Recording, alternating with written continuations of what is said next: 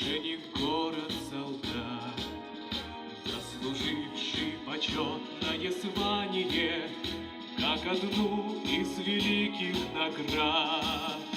Как военный форпост на Амуре, русский город Хабаровск стоял на восточной границе России, рубежи от врагов охранял.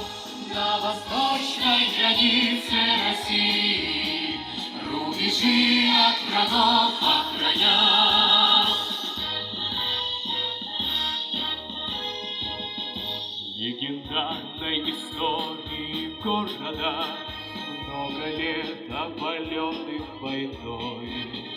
Батальоны хабаровских воинов смело шли за отечество в бой.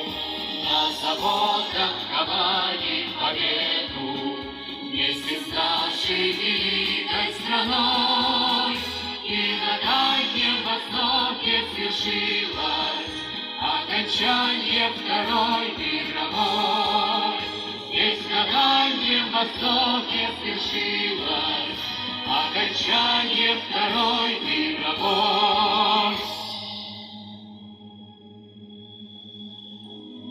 Герои дальневосточники, отдавшие жизнь за Родину, их имена впечатаны золотом в черный гранит, и люди склоняют головы со скорбью и благодарностью. На площади славы в Хабаровске вечный огонь горит.